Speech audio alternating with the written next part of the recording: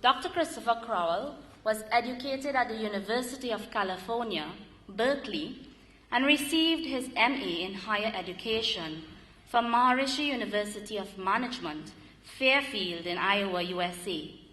He was awarded a doctorate degree in Maharishi Science of Creative Intelligence from the Maharishi European Research University in Switzerland.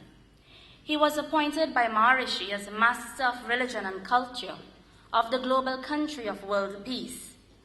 He is also the International Director of the World Federation of Traditional Kings and the Director of the International Program Development at the Maharishi University of Management, USA. Dr. Crowell has traveled to over 35 countries on development projects to promote cultural integrity, national unity, and world harmony through the Vedic science of consciousness. I would now like to welcome Dr. Crowell to make his presentation this evening.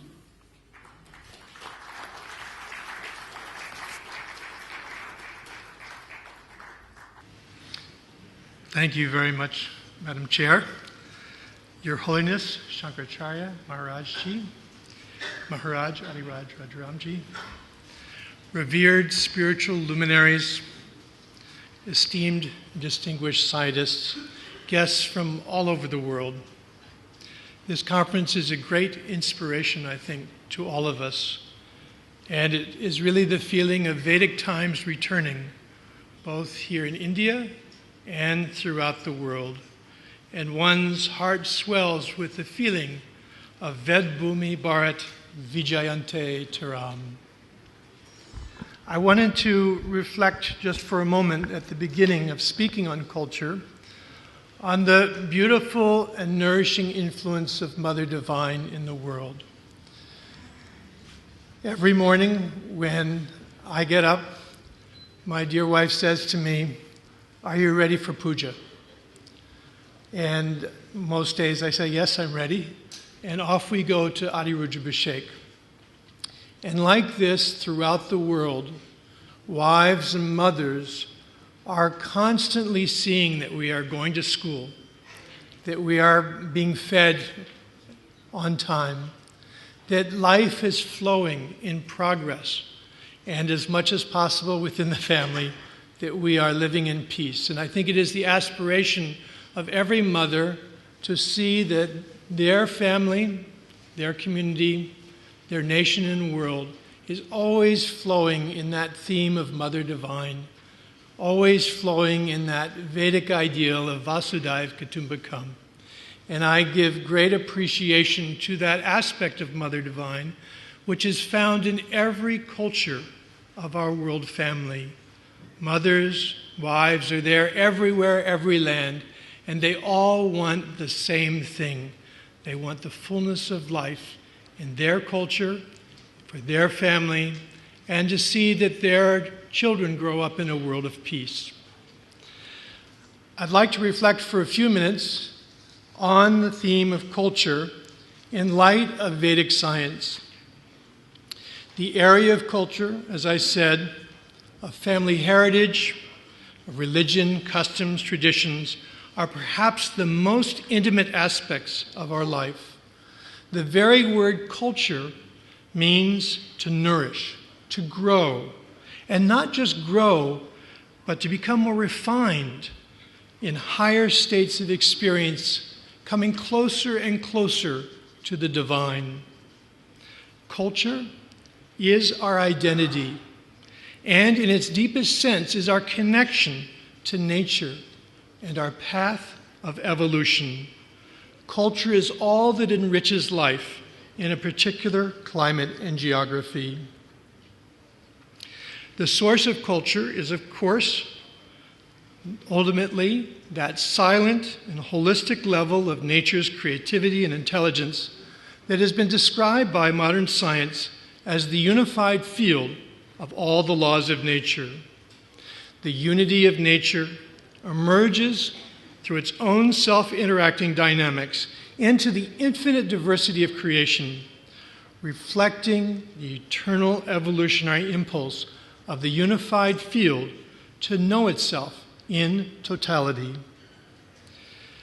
Vedic science describes this total range of knowledge as the emergence of Atma, the ocean of consciousness, flowing as Veda, natural law, reverberating, manifesting into the physiology, Sharir, and ultimately into the physiology of the universe, Vishwa. And when this is experienced, when Atma is developed to its fullest sense, that everything is seen as nothing other but that wholeness of life, one experiences the state of Brahm, totality. And if nothing else, this gives us the vision of culture. It gives us the vision of diversity, Vishwa, the physiology of all the different types of physiologies in our world family, Sharir, each an expression of Veda, natural law. And what is Veda? It is the reverberations of consciousness, of Atma. When we want to develop Vishwa in all different ways, when we want to experience the fullness of our physiology, of our range of possibilities in life, then we look to the Veda. We know that that is the field of natural law. But what is the basis of natural law? It is consciousness itself. If we want to know the Veda, we must develop consciousness. Developing consciousness in all the peoples throughout the world, they will all begin to enliven that value of natural law, of Veda, within themselves spontaneously. That is why we offer consciousness-based education in countries throughout the world. We are enlivening the Veda spontaneously within everyone. The great variety of cultures in our world family take shape because of the differences, the local, climatic, and geographic differences in each land. Where we live determines how we live in terms of diet, dress, architecture, governance, aesthetics, customs, codes of conduct, tradition, music, justice, beliefs, worship, festivals. And the style of life in the high mountains is different from what promotes progress in the rainforest or the desert. Every aspect of culture in every land on earth helps the people of that area on the path of life, generation after generation. However, it is a great concern, often expressed these days, that in the field of culture, the traditional values are not compatible with progress and are being lost in a rapidly changing world. And we can just look around the world and see this happening day after day.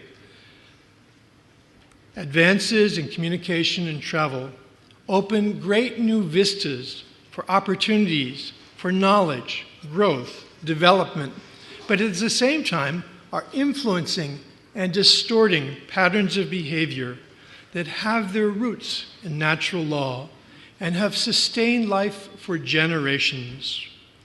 Every nation is being subjected more and more to foreign influences and social pressures which cannot be avoided. How can India or any nation maintain its unique identity in the face of increasing globalization? The answer is to enliven fundamental values of cultural integrity in individual and national consciousness through Vedic science, so that precious traditional values that support the evolution of life are not overshadowed, distorted, or lost.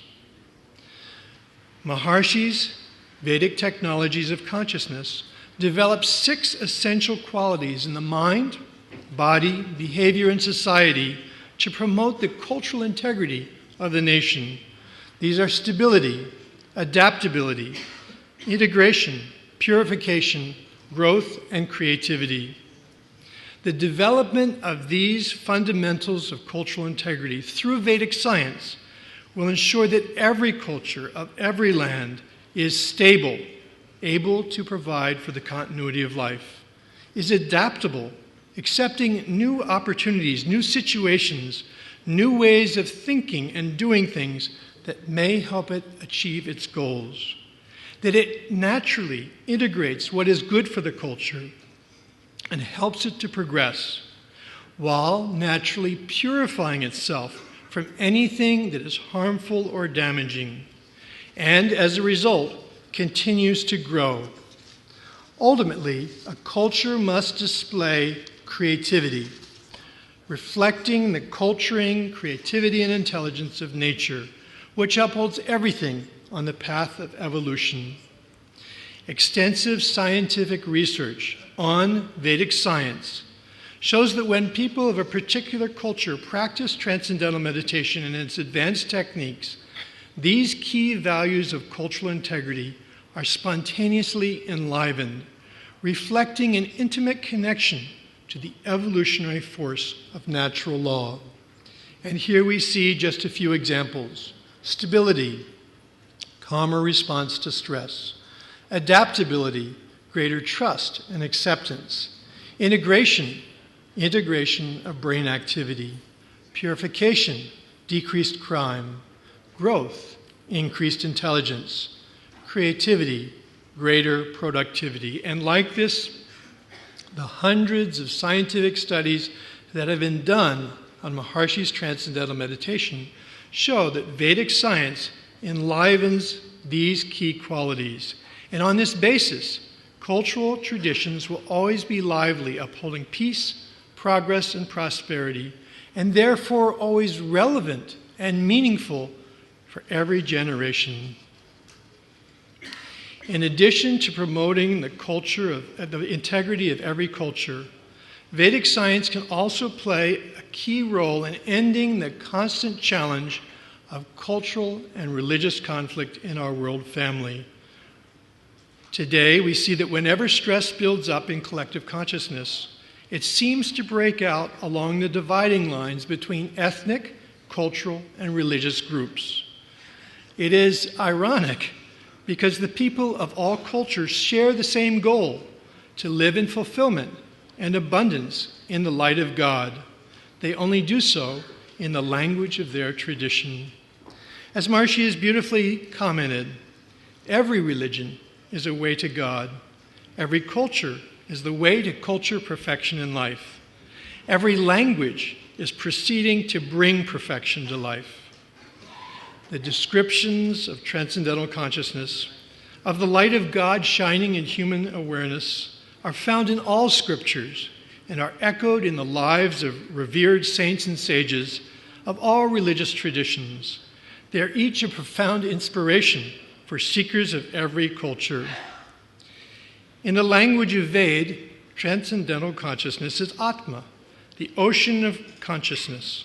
Parme Vyoman, the transcendental field that is home to the devas, the impulses of natural law. Its qualities are Sat, Chit, Ananda, pure, unbounded bliss consciousness. In the Buddhist tradition, transcendental consciousness is described as consciousness without feature, without end, luminous all around. It is wisdom which has gone beyond, and the practitioner is described, his mind like a becalmed and boundless ocean spreadeth out in shoreless space.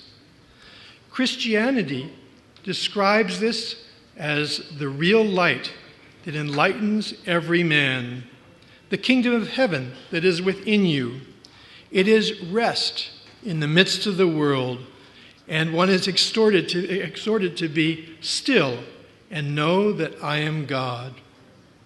In Islam, we can understand this field of inner bliss as the experience of paradise, as described in this verse of the Quran.